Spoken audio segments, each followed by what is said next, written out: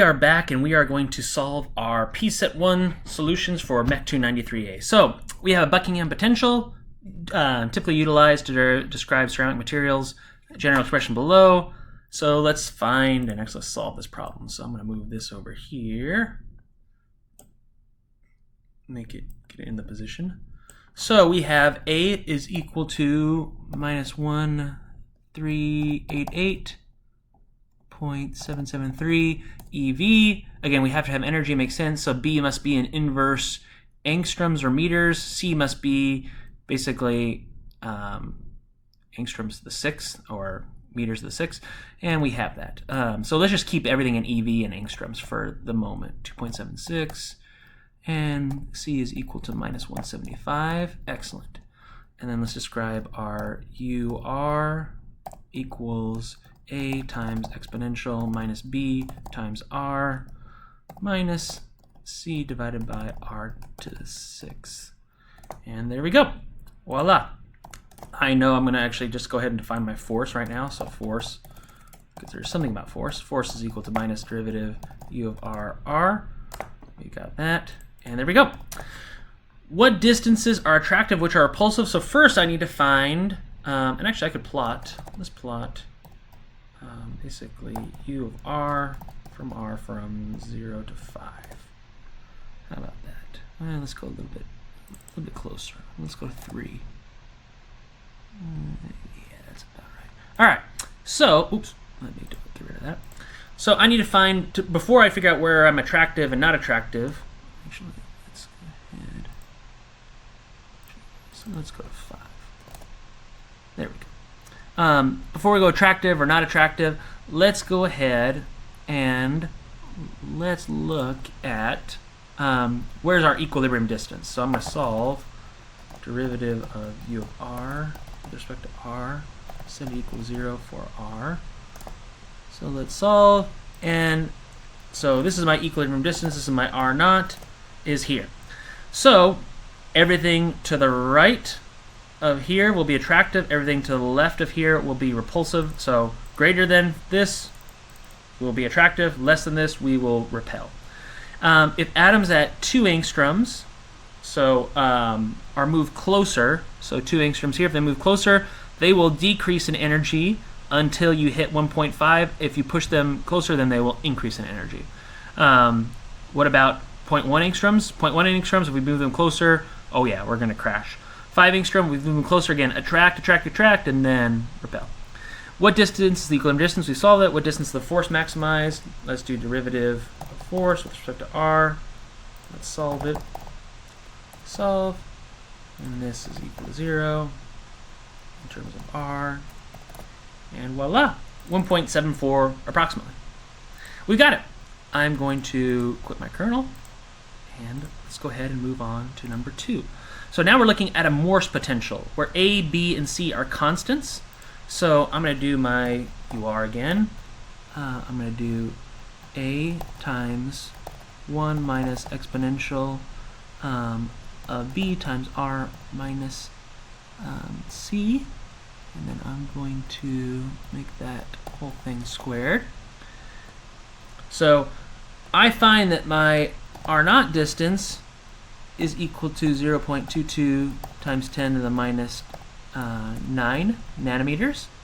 F max, where my force is maximized, is 0.26 times 10 to the minus 9. And extremely large interatomic distances, the energy of the system is 4.691 EV. So basically, as my R goes to infinity, it should be equal to that. So I have 3 unknowns, but I have 3 equations. So I know. All right. So we have our R naught, we have our F max. Let's go ahead and keep those in basically nanometers instead. And let's go ahead and start to see what we can solve first. So we know equilibrium distance is going to be when the derivative of this. We need to solve when this is equal to 0 in terms of R. That gives us some kind of nasty imaginary numbers, but I just want to take the real answer. So I know that C is equal to R naught. That's a very, very, very good start in order to solve this problem. So let's go ahead, and now we have 2 more equations essentially that we can utilize to move forward with this. So I know that my force is equal to minus derivative of UR with respect to R. I know I can solve when does my force is maximized. So I could actually let's look at this. Derivative of force with respect to R. All right, so let's look at this. Slash dot R goes to the distance max.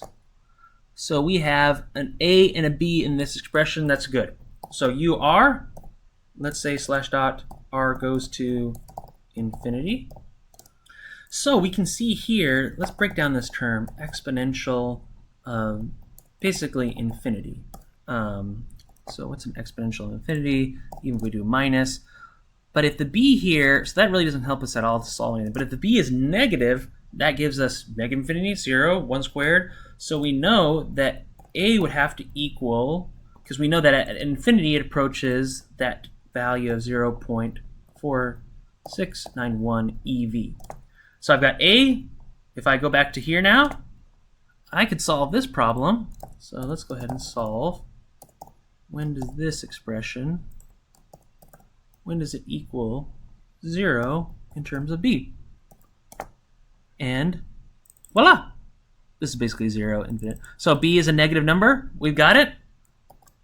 We're ready to go. B itself is essentially, there should be a kind of a negative out there. But your b units are going to be what?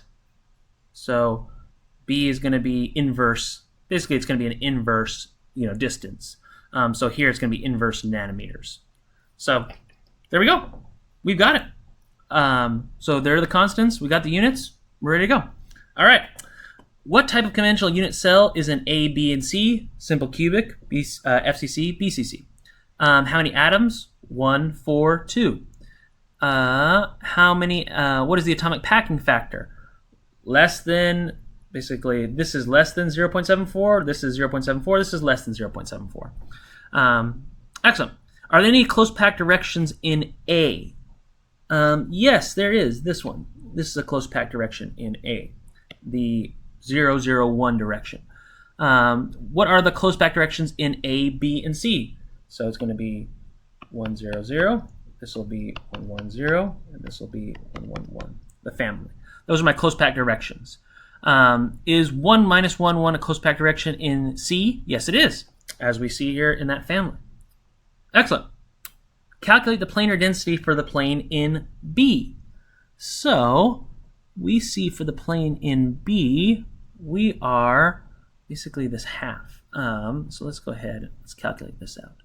So we are not hitting any of the cells there. We're missing all those. So really we have a plane that looks like this. Atom here, an atom here, and it's extending basically through that period. So through that half value. So we know that this is A, and this is a different type of triangle here. So this is not exactly A root 2, but we can actually calculate that distance. So I'm going to actually do, so Euclidean distance. I'm going to calculate what that distance is, because I am basically at my distance of, I'm going to clear everything here. Kernel. So I know that A of FCC is equal to 2 times R times square root of R. That's my A of my FCC. My Euclidean distance will just be my points.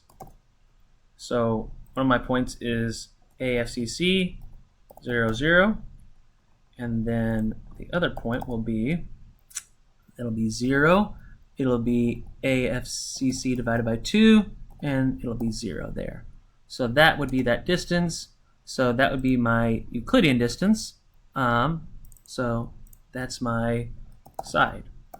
So if I assume 4-fold symmetry, which I will assume that is the case, so I'm going to have my planar density is going to be a half times, so actually this is just 0.5 times pi times r squared. I'm going to divide that by AFCC, which is that times my side. let's do backslash n. Let's just do the Euclidean distance. Let's get rid of that absolute value because we know that our, actually we could do simplify. Let's include that assumptions that r is greater than 0. Let's close that. So with that, now we've got that AFCC 2 times r times square root of 2. That's why I'm getting a weird value there. Excuse that. And voila. So we've got it. That's my planar density. What is the planar density for 0, 1, 1 in B and A? So let's go ahead and do that. So let's write that out. So B11, so I need to put my, I'm going to put it right here. So this is my new coordinate system. So I'm going to go here, blah, blah, blah, boom.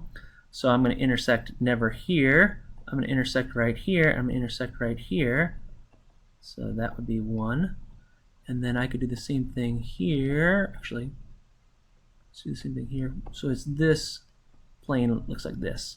So again, but that's the same, you know, essentially family that you'd be working with in FCC of basically 1, 0, 0. So we can see we're going to have pass through atoms here and here. We're going to pass through an atom here and here. So it's going to look like this. Corners, and then not at the top, but on the sides here. So this is, again, if we look kind of right across here, this is going to be A root 2. This is going to be A. So let's go ahead and calculate that. So that's 2 atoms. So I've got 2 atoms here. 2, and it's going to be AFCC times AFCC times square root of 2. And voila, not a closed packed plane. What about in A? In A, so that is simple cubic. So A simple cubic is going to be 2 times R. And then that is just going to have 1 atom, because we see here, if I draw the same plane, it's going to be boom, boom, boom, boom. So just atoms at the corners. Again, this is going to be A square root of 2A. And let's check that out. Instead of 2 pi r squared, it's going to be pi r squared. And then it's going to be ASC, ASC, and then voila. Got our value. Excellent. So what about this one? So what about 1, 0, 0 in B and C? And again, we could just kind of draw this from kind of memory. So if I'm in FCC, if I'm the 0, 0 or 1, 0, 0, so you could kind of imagine if we put our origin here, it would be this plane right here. So you'd have a central atom here. So that's going to be 2 atoms. Those are both A squared. So we can do, and this is, remember, A FCC, so 2 times pi times r squared over A FCC times A FCC, and we would obtain the following expression here. And if we did it for C, again, central atom there, for BCC, it would just be 1 atom, because we have corner, corner, corner, fourth, fourth, fourth. So it would be, and then we need to describe the BCC. A BCC equals 4 times R divided by square root of 3. So that would just be pi r squared over A BCC times A BCC. And there you go. We've got it. So those are planar densities. Now we can get to drawing the following directions. So let's go about drawing the following directions. So let's delete this. Great. So whenever we do directions, so in order to create this direction, we need to do our finish, which is our arrow hat minus our start here. So 1, 0, 0, so I'm going to do 1, 0, 0, 1, 1, 1. So 1, 0, 1. So I'm going to do like this.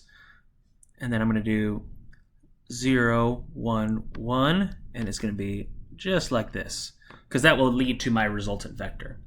Whenever you have 2, So for example, 201, we can do, whenever you have that minus 2, minus this or this, 2 is going to be 0, 1, so that'll be a minus 1. I'm going to just do 1, 1, and then we need to do a positive half, so 1 and then a half. So I could do 1, 1, and then a half right here, and then my finish is going to be, finish is going to be 0, 1, 1 here, like this, and that will be one possible option. There's lots of different possible options for each of these. So let's do 1, 2, 2. So again, I could do 1, a half. I can do 1, 0, and then I could also do 0, 1, and that should lead to my value as well.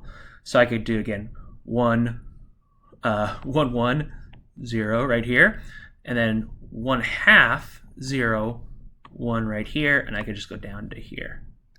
So you kind of see where the picture is going. So I've got 3 directions, but now I'm given, surprisingly, these are not directions, these are planes. So I'm getting tricky in my old age of directions and planes. So here I have, what's my intercept? 1/3, 1 half, and then minus 1. So I need to reset my coordinate system. So I'm just going to go like this. Well, actually, because I'm going to go on the top. So I'm going to go here, here, here, here. So minus 1. I'm going to do 1 half, or actually 1/3 here, 1 half. So like this. Voila. What about 2, minus 2? So that's just 1 half, infinity, and then I'm going to have minus a half. So again, I'll choose here. So I'll choose a half, minus a half, like this. I could go from here as well. So minus a half, done. This is just fun, right? Again, you can use either of those two. All right, now we need to look at the lattice and identify the following defects. List the dimensionality of the defects. So defects 0, 0, 0, 0 dimensionality, 1, 1, 2, 0D defect, 0D defect, 2D defect. So I've got a vacancy right here. I've got grain boundary, 2D defect right here. I could see actually an edge dislocation right there for that extra half plane. Let's go ahead and let's see if we could see. It's hard to see any self-interstitials. It could be some things here, and it's hard to see. This is a very, very good lattice, so I don't see too many impurity atoms or different size atoms. These grains are really just misaligned, so those are kind of the major defects that we can see in the system. Twins are 2D, voids are 3D, but we don't see any of those. All right, so let's go ahead and let's take a look at the following state. What defect, if any, is present? Show your work. For most images, reverse your sense for the rightmost image, reverse your sense of tangent / dislocation line vector and show you get the same answer. So this is a really good type of problem to look at. Edge, screw defects, all those good things. So I'm going to look on this first page. I'm going to pick a tangent vector t. I'm going to just go start here all around. 1, 2, 3, 4, 5, 6, 7. 1, 2, 3, 4, 5, 6, 7. 1, 2, 3, 4, 5, 6, 7. 1, 2, 3, 4, 5, 6, 7. So start and finish, all the same. Good to go. No defect in there. So now we can go to here. I'm going to do this going out of the board here, my tangent vector, and then now go around. So I'm going to just pick over here. 1, 2, 3, 4. 1, 2, 3, 4. 1, 2, 3, 4. 1, 2, 3, 4. Start to finish. Burger's vector, edge. Now let's look on this side. So I'm going to go out of the board here, and this one's going to be a little bit more difficult to see and visualize. So if you kind of turn your head to the side, I'm going to pick this is my start, and I'm going to go 1, 2, then I'm going to go 1, 2, 3, 4. Then I'm going to do, let me actually go here. So 1, 2, 1, 2, 3, 4, 1, 2, 1, 2, and then here we go, 3, 4, and then 1, 2, 3, and then I'm going to go to here, and then now I can see that I'm going to go start finish out of the board here. We could choose this as our starting point and then go 1, 2, 3, 4. So 4 here. 1, 2, 3, 4, 5, 6. Whoops. 1, 2, 3, 4, 5, 6. 1, 2, 3, 4, 5, 6. And then 1, 2. Start, finish. That is a right hand screw. Excellent. So we've completed that problem there. Falling pairs, line directions, actually, excuse me. See the present. For the rightmost image, reverse your sent. Okay, so let's go here. So I'm going to choose this tangent coming out of the board here. So I'm going to do a starting point. 1, 2, 3. 1, 2, 3. 1, 2, 3. 1, 2, 3.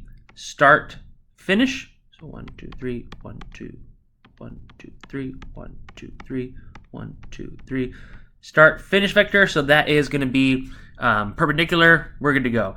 If I were to flip this going into the board, and I would pick my starting point here, I would go 1, 2, 3, 1, 2, 3, 1, 2, 3, 1, 2, 3. Start to finish. It would be going in the opposite direction. So I reverse my sense of my tangent vector, and I get an opposite Burgers vector as well. So no defects here. We're clear. You can kind of see that by inspection. And then I can go ahead and choose. I'm going to choose coming out of the board. Actually, let's see here. I'm going to actually go ahead and choose going into the board. So when I do that, actually, I'm going to turn on my head a little bit. So if I go out here, yeah, I'm going to go into the board. So into the board. So I'm going to go starting here. 1, 2, 3, 4, 5. 1, 2, 3, 4, 5, 6. 1, 2, 3, 4, 5, 6. 1, 2, 3, 4, 5, 6. And then 1, 2, 3, 4, 5, 1. Start, finish. That is a left hand screw, opposite anti-parallel. All right, we got it. If you switched it again, so if I switch here, let's go out of the board. Let's say I start here. I would go 1, 2, 3, 4, 5, 6. So for example, here, here, here, 1, 2, 3, 4, 5. Start to finish, opposite. So there we go. Actually, let me go and do that one more time. Opposite of the vector there. We got it. All right. Look at the following pairs of line direction and Burgers vectors. What type of defect is present here? So if I dot this, t dot b, so 1 times 1 is 1, 1 times -1 is -1. So that is perpendicular, so that is an edge. What about this? These are parallel, so that is a right screw. These are neither parallel or anti-parallel, so this is going to be basically a mixed. And that's it. So that is Pset 1. So we'll see you all for Pset 2. See you then. Thanks.